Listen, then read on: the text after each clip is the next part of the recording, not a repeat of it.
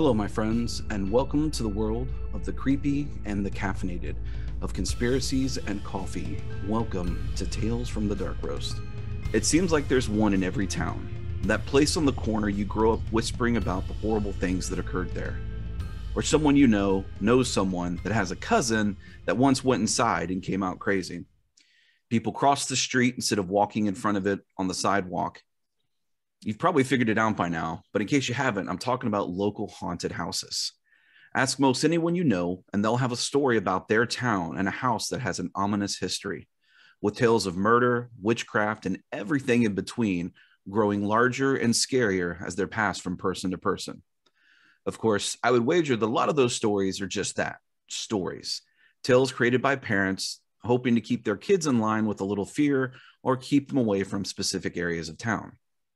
Every now and then, though, there are stories that can't be explained, people that have had experiences that were witnessed by other people, and a history that has been researched and verified back as far as their books will go. When you have those kinds of places, they cannot be dismissed, and they most certainly cannot be ignored. There's a place like that in my hometown of Panama City known as the Martin House, built in the 1900s by John Martin for his family on a scenic plot of land overlooking East Bay.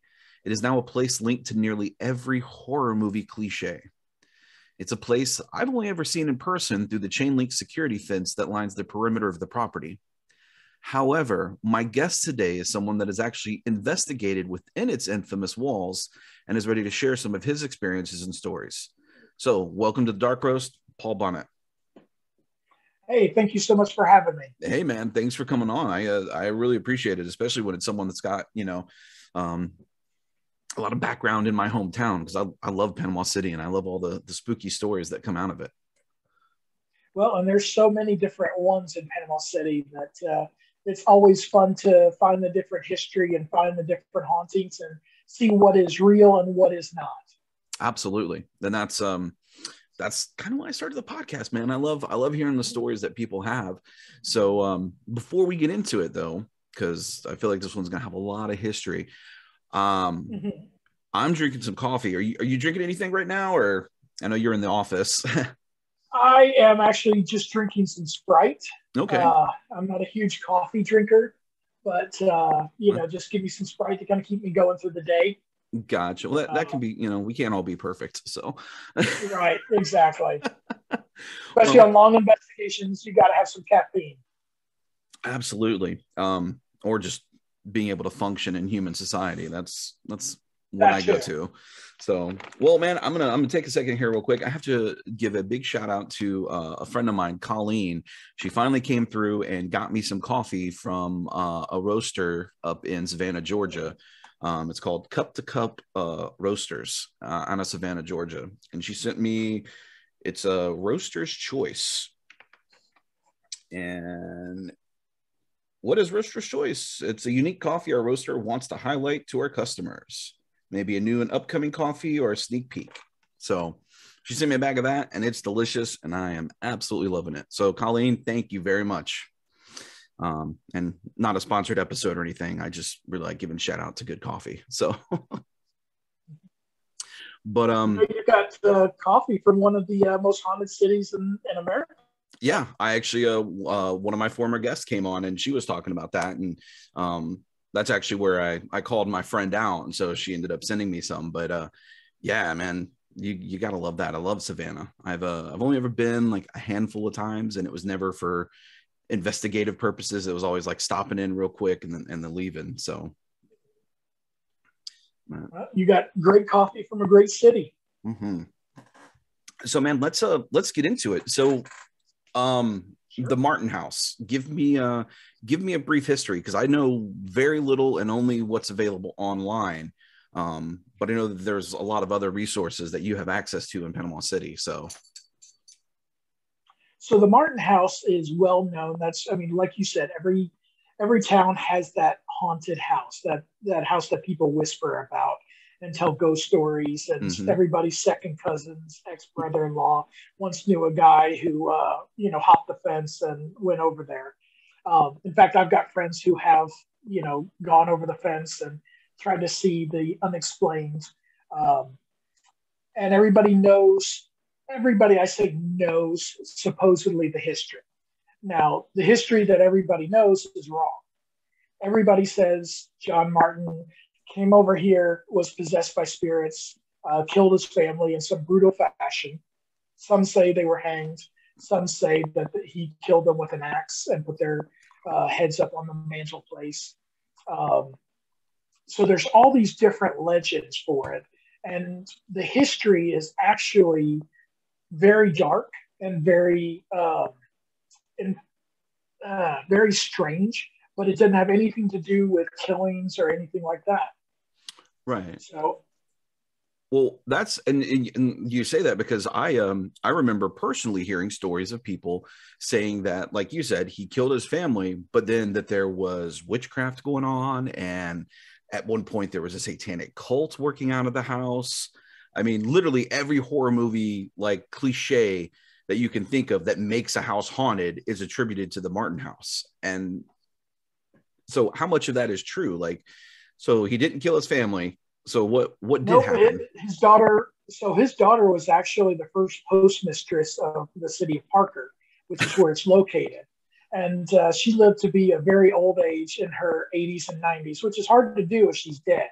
Right. If her head's on a mantle, you're not walking around anymore. Right, exactly. Definitely not delivering mail. If you are, it's freaking people out. Yeah. So, and then his other daughter was a school teacher, and she lived to be in her ripe old age as well. No one really knows how these stories, got started. It's really the telephone game. Mm-hmm. Oh, I heard that somebody said that he killed his family, or I heard that his family was dead, and then it turned into he took an axe and went Lizzie Borden on his family. And then it became, well, devil worshippers went there. In reality, really, none of that really happened. Now, I'm sure that over the years, there's probably been kids who have snuck in there and probably done some stuff they shouldn't have done. Absolutely. But I couldn't find any record of devil worshiping or of John Martin killing his family or any of that stuff. Now, just to give you kind of a brief history of how this started, John Martin lived over in Weewaw, which is a little small town about 30 miles, to the east. And he had heard about this place that everybody was talking about. Beautiful views overlooking this bay and just this beautiful area. So he had to come see it for himself. So he comes over and he stands where the Martin house is now, overlooking the bay, and he just falls in love with it. Wants to move there, wants to build a house there. So he brings his family, and they move into a 2-story ramshackle house where the paper mill is now. And they stay there while the current Martin house is being built. And now, when they move here and they get ready to move in, the locals all tell them, oh, well, you shouldn't live there. That's the haunted house. The two-story house. Right, exactly. The 2-story ramshackle house was the local haunted house at that time. So it's almost ironic in a way that the Martins were the first family to experience the hauntings. And they were the ones who actually, there was that town's haunted house at the time. So that area has always had a reputation. And so, which I'll get into that, a little bit more later on. But so they move into it, and you see the Martins were, they're good old boys. They love guns, and they are, very kind of, I don't want to say that they're rednecks or backwoods or anything like that, because they were very sophisticated. But they were good people. So they move in, and all of a sudden, strange stuff starts happening to them. And strange things, they would be sleeping at night, and all of a sudden, a hand would appear on the outside of the window or rapping on the window. So what do they think? They think somebody's messing with them. Right. They think somebody's playing a joke. Somebody's either trying to get into their house, breaking and entering, banging on their doors. And so what they do is they all grab their guns and they run around the house looking for the intruder. And so I actually kind of call them the first Ghostbusters from Panama City. because that's what they were doing. They were trying to find out, what was happening. Right. And What was banging so on they'd the run window? around. Yeah, and these hands would appear on the window, and they could never explain it. When they first moved in, there was this stain right at the foot of the stairs, and John Martin's wife tried to clean it up, and so did his wife, his mother Sarah. They kept trying to clean it up, and they never really could. And so the locals, they told them, "Oh, well, that's where somebody was murdered. You're not ever going to be able to clean that up." And people have tried for years, and it never works. The stain always comes back, and they would get rid of the stain, and it would always just reappear. So the Martins lived at Panama City's really first haunted house. Wow. And so that's how the story begins.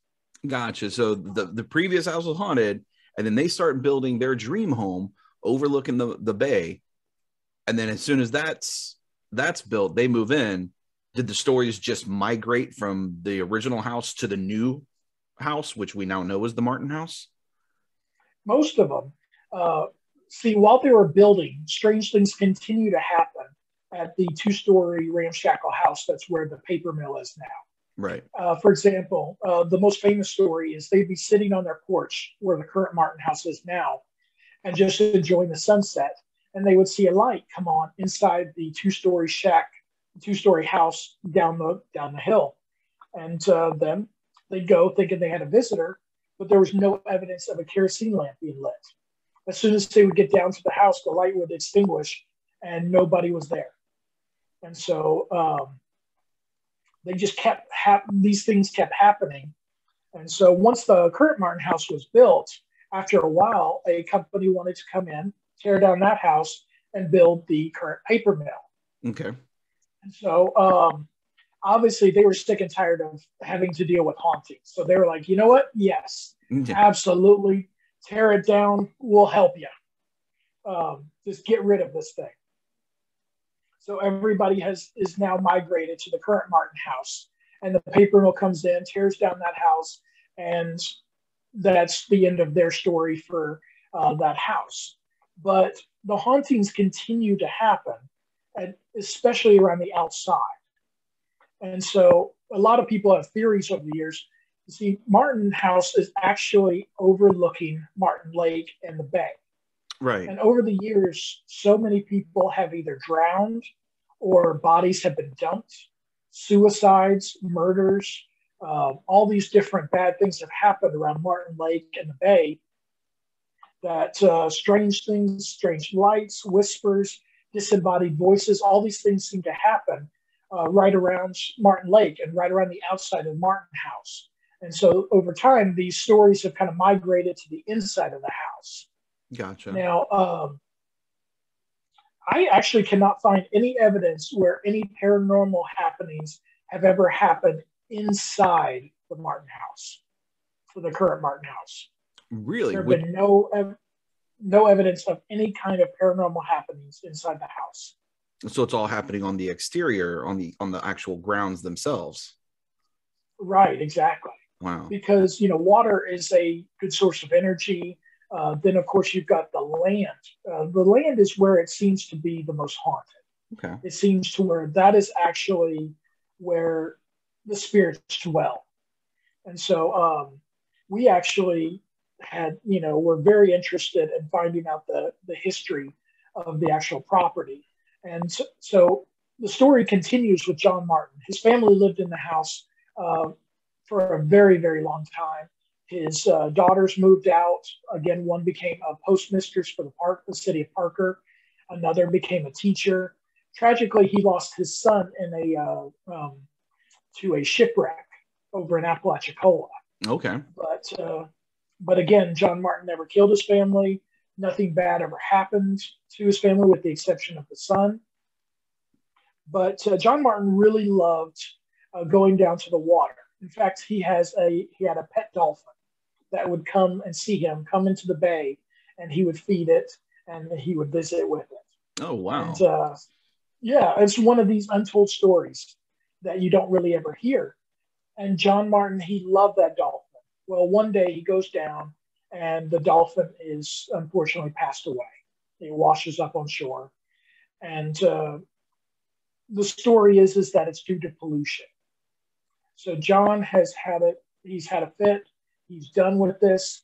And so, excuse me, him and his wife, they move away, and nobody really ever hears much out of them again. Till the end of their days, he ends up selling the Martin house to the paper mill, and they start using it for parties and for events. And the stories just kind of continue on through the years. But John Martin actually moved away from the Martin house because of his pet dolphin that passed away. Wow. And that's, and again, like you said, that's an untold story that you don't hear about. You don't hear any good stuff about the Martin house. You know, you hear he built it for his family, and then things got crazy. People died, cults, witches, Satan, all that. You know, you go in, there's blood on the walls, and, you know, you hear voices, and people will shove you and don't go on the second floor. And I'm like, you know, so that's right. That's really cool. And also going back to what you were saying about water, very much so. A lot of history with hauntings begins around flowing water, or like rivers, bays, lakes.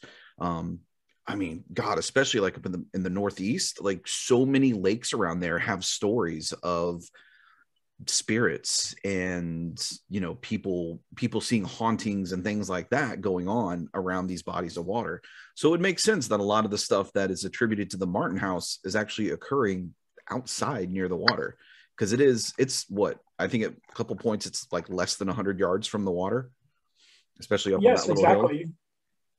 The Martin house pretty much backs into Martin Lake, and then on the other side there's the bay, which even a little interesting fact, the bridge that spans between Martin Lake and and the actual bay, several years ago, I mean, obviously this is back 1800s, one of the most famous stories is a horse and carriage that fell into Martin Lake, and the driver, he perished, as well as the horse. And everybody kept saying that, you know, that nothing was ever recovered. The carriage was never recovered, you know. I actually heard about it from an old historian who used to live here. And that's the most famous story of the death on Martin Lake. Wow. And again, this is something I didn't know about. So let's get into the experiences that some people have said that they've had there. What's one that you've heard? Because like I said, I've heard a ton: blood on the walls, and, you know, voices and people being shoved. What are some of the stories that you guys heard or collected when you were doing the research? So there's actually two stories that I'm going to mention. One is I actually know somebody, a very good source and a very good person close to me, who her and her friends went there, and they were looking in the window and they're videoing with their phones, and they noticed that after playing back the video, that there's a laugh on the phones, that none of them actually laughed. And it sounds identical to her. Only it is right in their ear. Although they couldn't hear it until after they played it back. Oh, nice little EVP. So yeah, exactly. And it actually laughed in my person's voice. And so I don't want to reveal her oh name yeah, or anything. no, it's anonymity is absolutely okay. Yes, that's but yeah. Actually, when they play it back, it is her voice laughing, and obviously she wasn't laughing at the time, right? And so it very much obviously, you know, spooked them. And again, that's on the exterior of the house rather than inside. Okay. And how long ago was that? So, that was several years ago. Okay. I'm really not sure exactly. I'm so terrible with times that usually whenever I say something is like 10 years, it actually turns out that it's like 25. So I don't even know at this point. I'm the same way. I still think 1998 was like 6 years ago. So don't even get me started. Yes, exactly. Very much so. The other actual interesting thing is there was a local news agency that spent most of the night in the Martin house for a Halloween episode.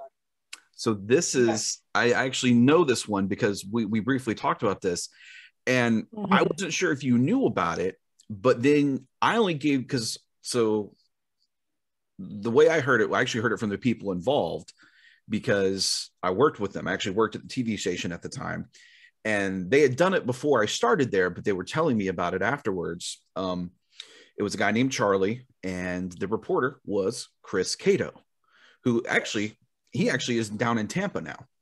So I really, yeah, okay, yeah, I see him occasionally on awesome. TV.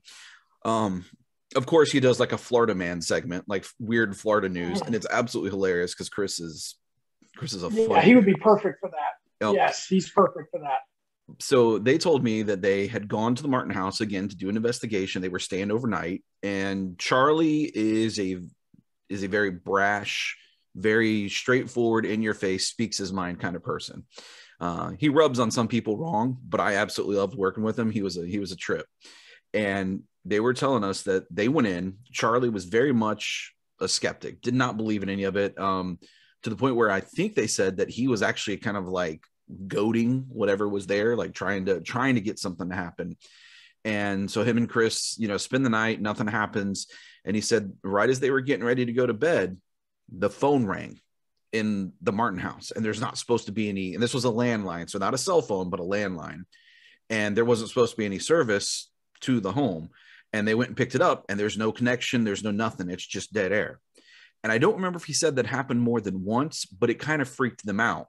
And so they continued, they got up in the morning and they left. So for years, they're telling this story.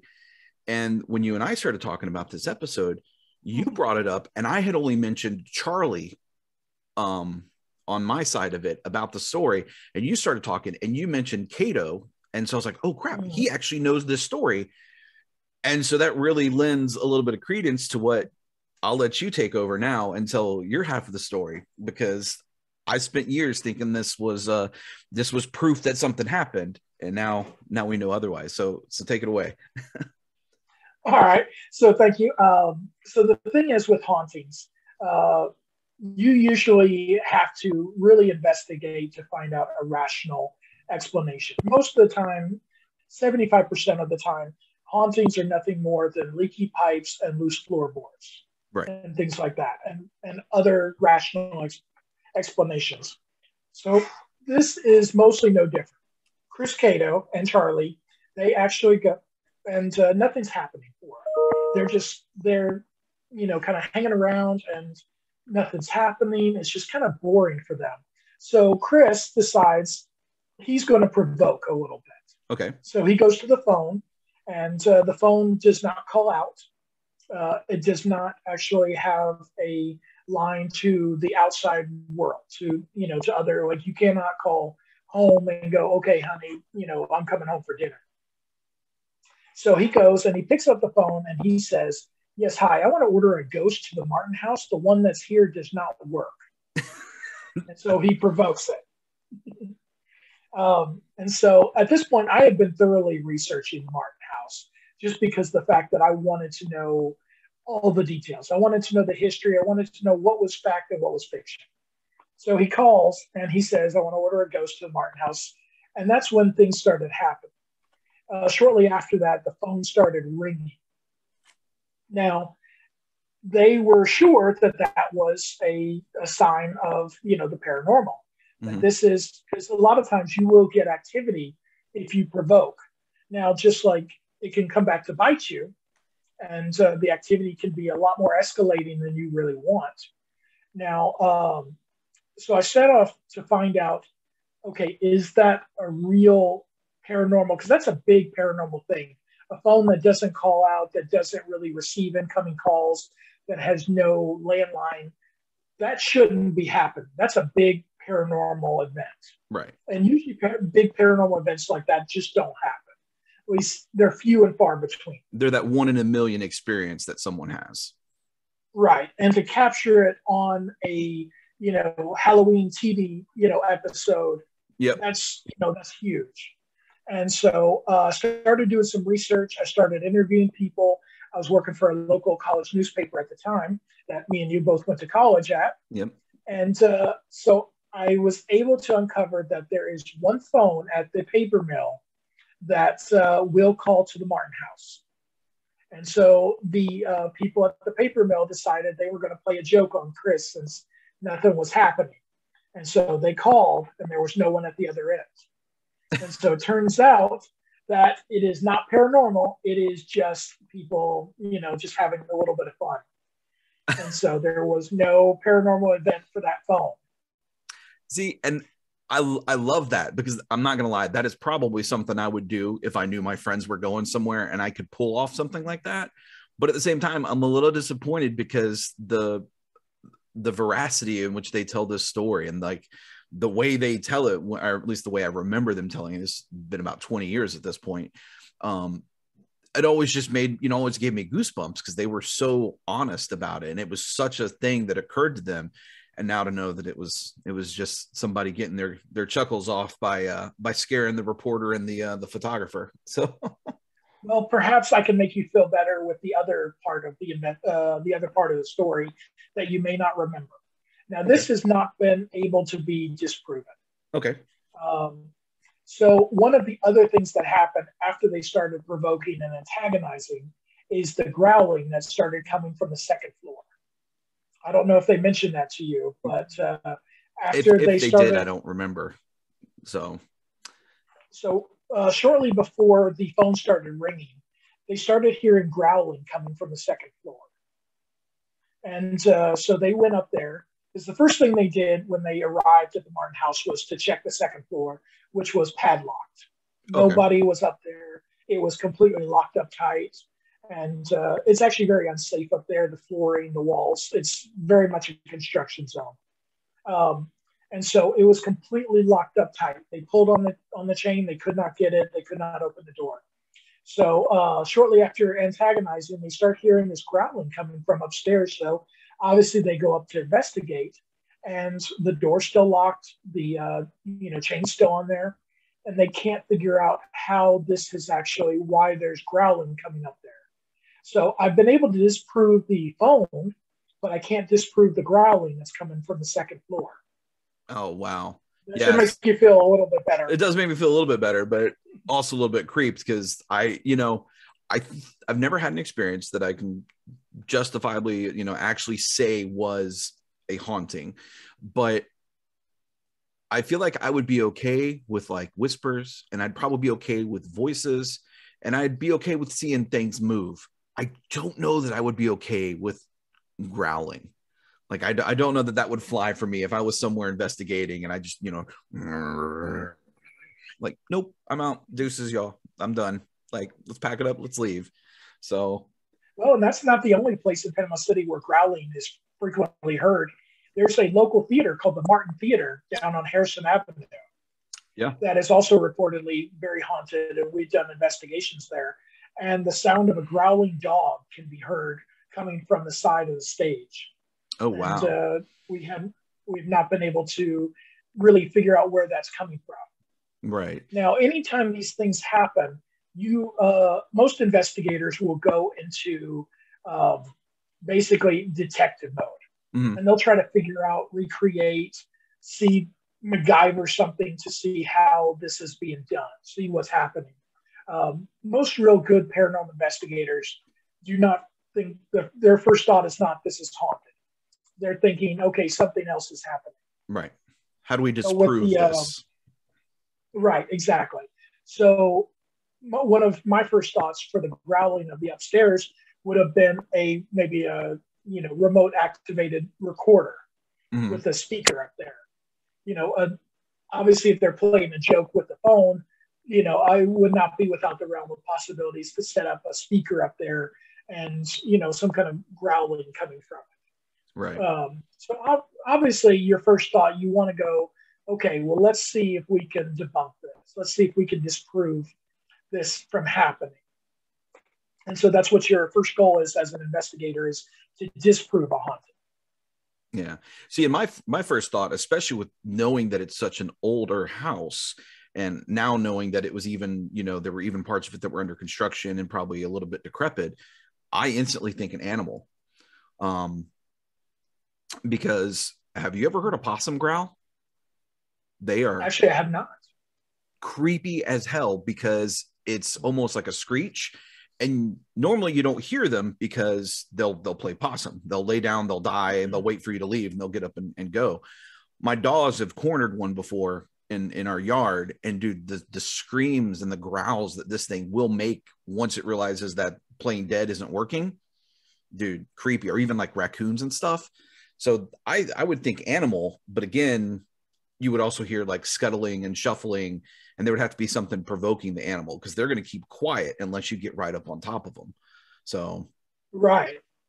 And at least in the story, there was no scuttling, there was no scurrying, there was nothing like that. And they were on the bottom floor. That's what made, right, exactly. And this is coming from the top. Now, obviously, you think, oh, an animal getting in, especially through like holes in the wall, construction, things like that. It's just, since I did find out that, it was a joke playing on them, that's what made me think that maybe it's, another joke. Yeah, which so makes a lot of sense. Yeah. Right. There's so many rational explanations that you have to exhaust those before you can even suggest something is out of the realm of normal into the paranormal. Gotcha. Now, years later, you actually got to go into the Martin house with another set of reporters to go and investigate. So get into that. Like, so yes, I actually was working with your old TV station again, and working with this really nice lady, and she's wanting to do a story about local hauntings around Halloween, and which I talked to him several times, usually just telling them different history behind certain hauntings. And I told her that, obviously the Martin house is the most famous haunting, but nobody's ever been able to investigate there because it's used for functions and parties and, privately owned by the mill. So she reached out, and they actually allowed access for us to go in and investigate. And we got to investigate the downstairs, the second floor, and even the attic. Oh, wow. And that's cool. So yes, it's very interesting up there. The downstairs is such a beautiful spot. It's very, very well decorated, and you can see that it's obviously used for banquets and events. And then the second floor is just kind of very much a construction zone. And so it's very unsafe. It's very kind of, there's different parts where, old walls are there, old flooring. And then in a part in the second floor, there is a staircase that goes up to the attic. And so I jokingly said, welcome to the room that no one knew existed. So it's just kind of interesting. Honestly, we did not get a lot of activity inside the house. Just was not a whole lot going on. Now, you can actually go to a place and nothing happened, and then you go back to the place another time and everything happens. Yeah. You're really kind of at the mercy of just the factors and the elements. And so obviously that's why you want to go and you want to investigate many times at a place to see if you can, if something happens one day, to see if you can replicate the events and see if you can disprove it and figure out what's going on. For example, if you go into a place and every time you investigate, you keep hearing the same thing, which is this creaking sound and footsteps. And it always happens, every time you go in, chances are there's some kind of rational explanation for it. And that is somebody's walking in a room that is echoing, or somebody is moving and, the floorboards are loose. There's so many different rational explanations that if a paranormal activity is actually happening frequently, it's usually not paranormal. Gotcha. There's an explanation, like you said. Right, exactly. And anyway, so more of the stories seem to really be focused on the outside of the Martin house and around Martin Lake. And of course, there have been so many stories of gangster activity, of murders and suicides that have happened there, and just accidental deaths. That really, that would be the most common place for any kind of paranormal activity to happen, is around the outside more than the inside of the Martin house. Okay. So I guess pro tip to anyone that wants to investigate the Martin house, park up near the Martin house. Don't go into obviously you can't get in because there's literally a chain link fence around the entire property, but maybe maybe walk around the chain link fence, go down to Martin Lake. East Bay is just on the other side of the road. Obviously don't go on paper mill property because they'll probably arrest you, but maybe if you want to really see something at Martin House, don't go inside, just walk around. I would probably say you actually have a better chance of paranormal activity outside than you do in. There you go. And so especially the closer you get to water, there's always so many different tragedies that occur over water. And water seems to be a conductor for, really energy, and it amplifies it. And so really, I would probably, pro tip for anybody, I would say you don't even have to go in that, just around the outskirts of the bay and of the lake. Many times you'll hear certain things, or you will see things out of the corner of your eye. Many hauntings really happen outside more than inside, because a lot of times this property is haunted, and there's certain things that have happened on it, and people just happen to build a house where this certain thing happens. So a lot of times you can get some great evidence just being outside. That's awesome, man. And it's funny because growing up as a kid, we did drive to the Martin House before. And again, like I said, we just hung out outside the chain link fence because none of us was going to jump the fence and risk getting in trouble. But if I knew what I know now about the Martin House and the property, I would have been much more gung-ho to just hoof it around the fence and take pictures and just walk the property to see if we could see anything. So, well, and that's the interesting thing is there's so many different stories, so many different legends, so many different myths that trying to sift through those to find the nugget of truth. I mean, just like, everybody has heard a story about how John Martin killed his family. Oh. He did not want to, he didn't want to stay there because of the, his pet dolphin dying. Wow, that's crazy. So I lost your audio in there real quick. It was right after you said he killed his. Oh, it's okay. He killed his family, but the real reason that he ended up leaving was because the dolphin died, right? Yes, exactly. And so, honestly, sometimes fact is stranger than fiction. Absolutely, I would have attributed their family leaving and selling it to the mill for a dolphin. Right. And of course, who would have thought that the Martin family were the first ones impacted from the hauntings? And who would have thought that, Panama City's, famous haunted house, that whole area was famous for another haunted house that literally was just a few hundred yards away. Yeah, it was across the street where the mill is now. Right, exactly. So that area has always had an infamous reputation for murder, for suicides, and for hauntings dating back, hundreds of years. I'm curious. I want to reach out to some of my buddies that work at the mill. I wonder if the mill's haunted. I wonder if there's anything that goes on there that maybe they keep kind of hush hush just to maintain the facade that everything's normal. But I wonder if there's stuff that happens since it's on the property where the original house was. I mean, it could have been. I mean, especially that's right on the bay. Mm-hmm. That's right near the water. That's right in that whole area. Chances are there are things, that probably do happen that people just were so quick to rationalize that, just because something happens to us, we then think, oh, well, that couldn't have been what it was. That had to be something I just do not understand. Right. So that's we're quick to rationalize it, especially if you're in the middle of a very busy, very hardworking, mill that you have deadlines. You have, you don't have time for, these kind of things. You've got to get your work done. You've got to, finish out your shift. Yeah, so a lot of things get overlooked. No lollygagging or grab ass going on. You got to work. So, man, if anyone's listening, any of my buddies that work at the mill or have worked at the mill, leave me a comment below. Have you guys ever had anything happen at the mill that maybe you couldn't explain, or have you heard a story from someone that's been there for 20, 30 years that had something happen? I'd love to find out if there's something going on at the mill, because that's where the original haunting started. So now, interesting is the fact that sometimes hauntings don't happen where you expect them to. And so to give you an example, that area is obviously well known for hundreds of years of being a haunted area. But there's another area in Panama City that is very haunted that is not well known, and that's Harrison Avenue, downtown Panama City. Now, so I've heard some of this, but mainly because, because of you and other people that I know that work downtown that do stuff with the Bay Arts Alliance.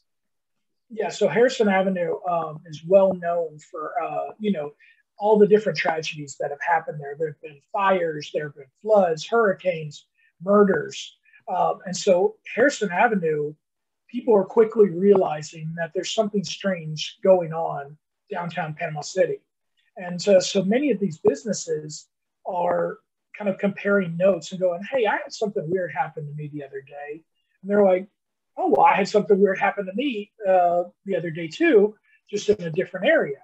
And so they're starting to compare notes and realizing that, there are some paranormal activity that seems to be happening in downtown Panama City. And that has led, is it the Bay Arts Alliance or is it someone else that you actually go and you do ghost walks now, right? Downtown? Yes. So we partnered with the Center for the Arts and Bay Arts Alliance. We actually started doing the haunted walking tour of downtown Panama City in October. And the reason why we started it was there's so many different things that seem to happen in some of these areas. But not only that, the shops and restaurants are so cool downtown that we wanted to bring people downtown. We also wanted to let them know the history of it. And so we just started something we were going to try, and it became so popular. And so we just do it every year now. But it combines, paranormal evidence with some of the historical stories, and then some Halloween fun to it that we do. Okay. And that's through the PC Center for the Arts, right? That is correct. Yeah, that's Panama City Center for the Arts. So it kind of helps the art community. It helps bring these new events in. And so we just get to have a lot of fun with it.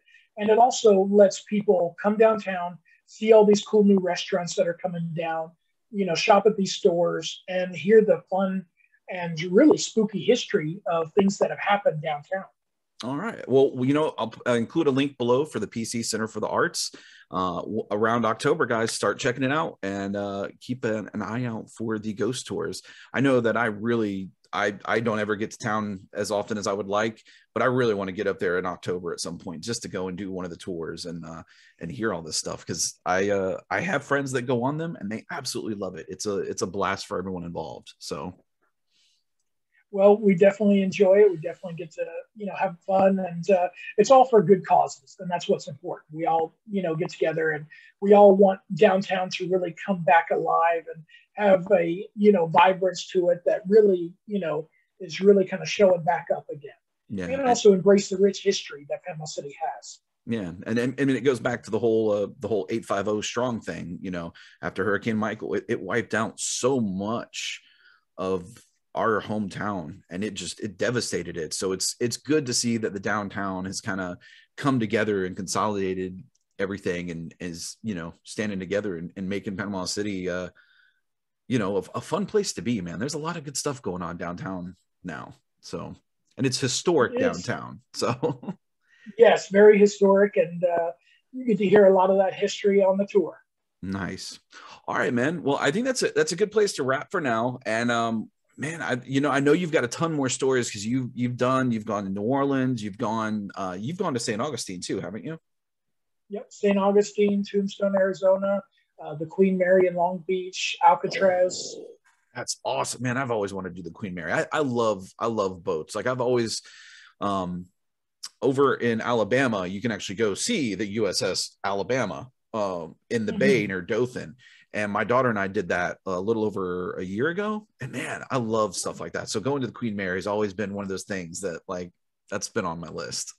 So the Queen Mary has these special tours you can take. And when you go into the bowels of the ship where some of these tragedies have occurred, for example, they take you to the section where the Queen Mary actually rammed into another ship and capsized it. And so people were banging on the Queen Mary trying to get aboard while they were floating in the ocean, but the Queen Mary couldn't stop because if they stopped, they could be a target. Right. So they say that if you're down there a lot of times late at night, you still hear the banging on the hull of the ship trying to come aboard. Dude, that's awesome. All right, we got to talk about that another time for sure. So okay, yeah. I mean, I'll tell you all the stories you ever want to hear. That's awesome, man. Well, again, guys, this has been my friend from Panama City, who PC Center for the Arts, Mr. Paul Bonnette, man. Appreciate you coming on. Thanks so much for having me. I appreciate it. All right, man. We'll talk to you soon and hopefully get you back on. Okay, sounds good. All right, man. Well, thanks for listening, guys, and experience another Dark Roast story with me. I hope you enjoyed the episode. And if you're from Panama City, what are some of the stories that you've heard about the Martin House? Leave a comment and let me know. And if you guys work in the mill or have worked in the mill, let me know. Is there something going on that they don't talk about? I would love to hear that. Also, if you want to share your story with me, but maybe don't want to come on the show directly, drop me an email at tfdr.podcast@gmail.com. Let me know all about your experience, and maybe we can talk at least digitally and hear your story that way. Remember, you can find most of our shows, or you can find our show on most major platforms: YouTube, Spotify, Google Podcast, and Instagram. Just search for Tales from the Dark Roast. So wherever you're listening, leave us a comment, review, or just hit the like button. If you're enjoying the Dark Roast, it really helps us out. So thank you for listening. And if you have a dark story you're willing to tell, then I have a pot of dark coffee I'm willing to share. I'm William, and this has been Tales from the Dark Roast.